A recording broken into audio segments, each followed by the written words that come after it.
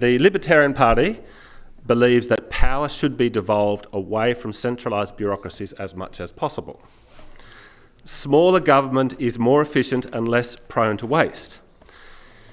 If there is doubt about which level of government should deliver a certain service, the best bet is to side with the level of government that is closer to the people. Sadly, big central governments get addicted to expanding their reach and crowd out the smaller government. That is what is happening here. Garbage collection and landfill should entirely be a matter for the local councils of New South Wales. Macquarie Street should have no interest in this local matter. The garbage collection process in Broken Hill is very different to Byron Bay. But here we are, and Macquarie Street is about to bring about a new statewide law that demands every council provide to every household an organics collection bin and a food organics collection bin. Now, the good news is we already have a test case, the Labor Left Green and Beyond Inner West City Council of New South Wales. They conducted a pilot on precisely this model of garbage collection. What the pilot involved was the red bin collection being halved for those unlucky enough to reside in the Inner West, and instead provide weekly collection of food and garden waste so it can be recycled into compost. What resulted was a biblical plague of maggots, flies, rats and other undesirable pests invading bins and homes, spreading disease and just making life acutely unpleasant. This was not progressive, it was regressive. After much community outcry, the well-intentioned council did an awkward backflip and allowed for an opt-in program for weekly red bin collection rather than fortnightly, but you had to proactively ask for it. A lot of people have got busy lives, they're not aware of these options.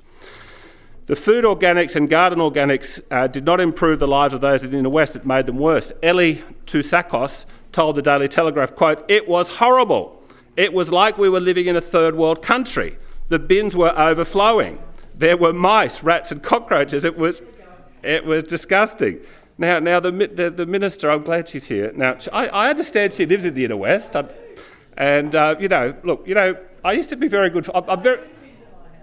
I'm very good friends with the Honourable David Clark, Mr Acting President.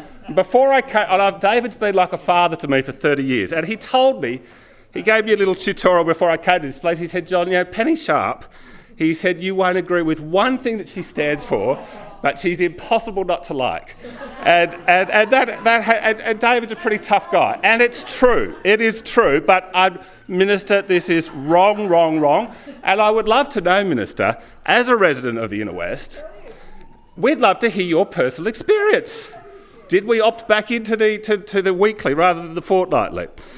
Anyway, now back to business. Now the Minister wants to expand and mandate the program statewide to solve an apparent landfill shortage. Now, I am staggered, Mr Deputy President, that in Australia that we have a landfill shortage. Obviously, this is inept government because it's not like there's a shortage of space.